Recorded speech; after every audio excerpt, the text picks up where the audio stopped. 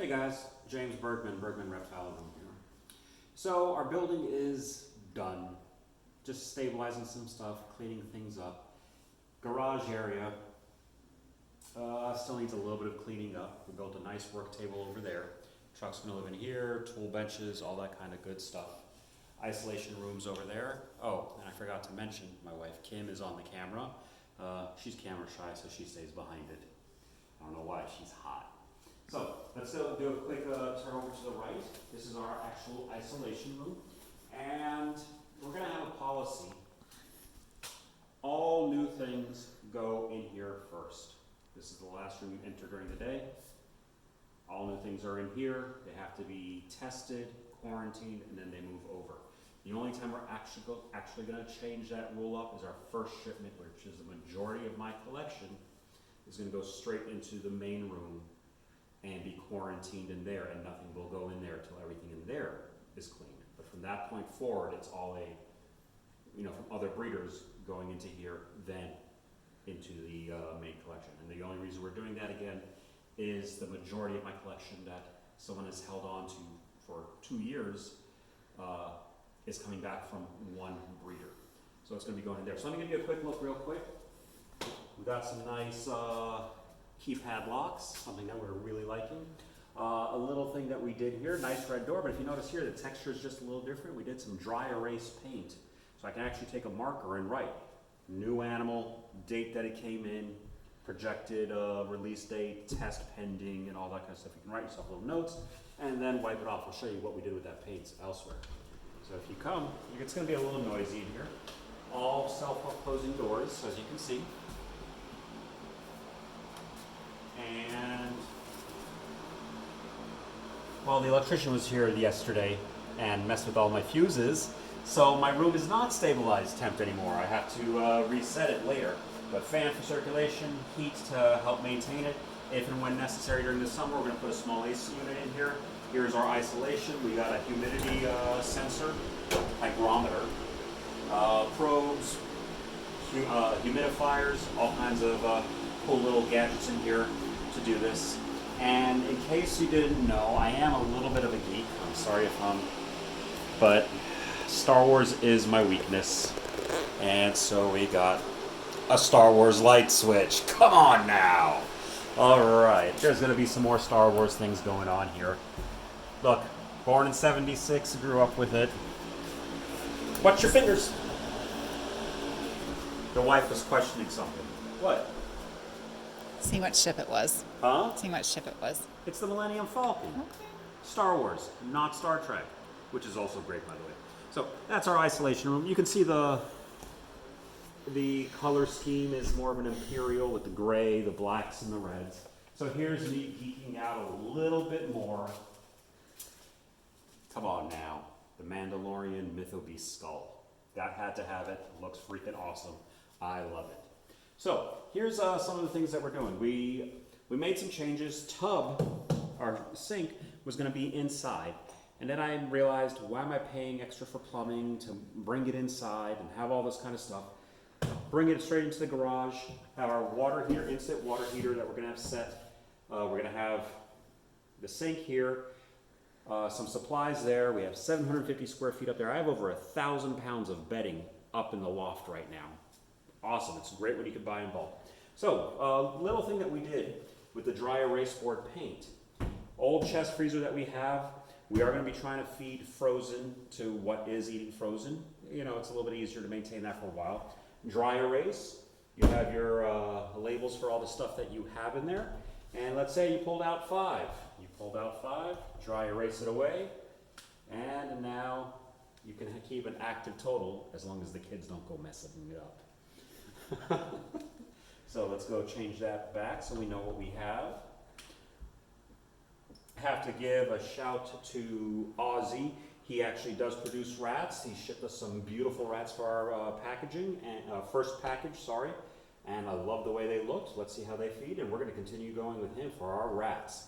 Does an amazing job. So heading into the snake room.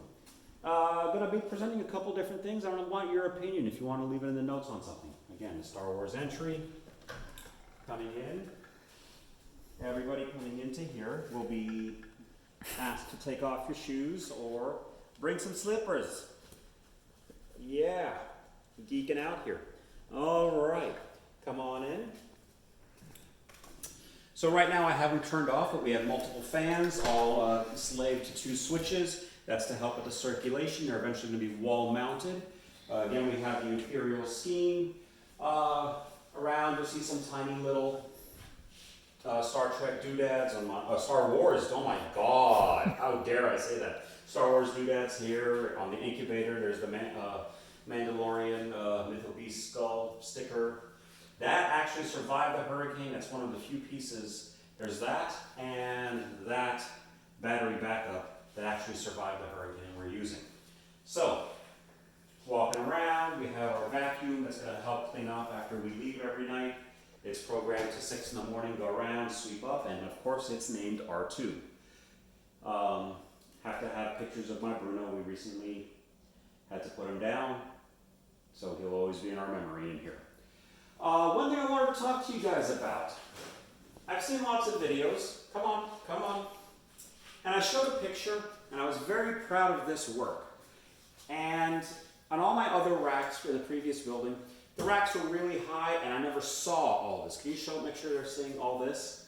And to some people would say, that's nice. It's all zip tied, nice and clean, stuff is out of the way. You know, I spent an hour working on this, and the more I looked at it, the more it annoyed me. It doesn't look clean. It doesn't look safe. It looks just like stuff is thrown around. And I thought, and I thought, and I thought, and I messed around and I got a little bit of a product, and I've ordered more of this stuff to work with. But we went on this side, and this is still a work in progress. But it's a cable management system, so all my power extension cords are running through it, nice and neat, zip tied together here, and we're getting more to run the initial cords for the heaters, and we're going to do the same cable management system and run it around, and I'm thinking of maybe putting the thermostat probe cables into the same system and having it a lot neater. So I want your guys' opinion. Am I crazy? Yes. But is that okay? Or is that? Or is it just one of the things that the enemy of good is better? And give me your opinion. Tell me what you think. I personally like the cleaner one. Less chance of knocking tubs open if you move your rack, of a cord leaning against the tub, pushing it, pulling, tugging, who knows. And even though it's all nice and neat, I still don't like it. I like the way that looks so much better. Now some of you are looking at my setups, and I know people have done that, questioned me on this in the past. And they look and they go, well, there's a thermostat, we know what a thermostat is, and yes, I go overboard on my thermostats. If it were up to me and my unlimited pockets, I would have a probe on every single heat panel. I can't. I just don't have that kind of money. I've already spent a fortune on thermostats. So on this 7-level ARS hybrid, we're actually using a 6 probe. So I have 2 levels, the top levels, which are the more stable ones because the heat is rising. I have 1 probe, and then every level down has its own probe. And I go a little crazy, so yes, I have lots of them. On my bigger racks, I have more probes. I try to dedicate at least 1 probe to 2 levels when you get bigger. Now, a lot of people, or some of you may be asking, what is this all about? And people have questioned me saying, oh, that's not going to give you a lot of backup time if the power goes down. This is a backup UPS, backup battery, and surge protector. Everybody says, oh, again, it's not going to give you a lot of time. No, at full blast, it may give me 10, 15 minutes. Is that going to give me a ton of time? No. But I have enough systems in place that, like, if I see my phone sends me a message that my cameras are failing because of power outages and stuff like that, I'll know something is going on. And we actually have a generator dedicated solely for this building, and it will give me time to get there, get it set up, and get things going. And again, we live in Florida, the building is insulated, don't have massive winter storms. Okay, then why is it that I'm investing so much in this?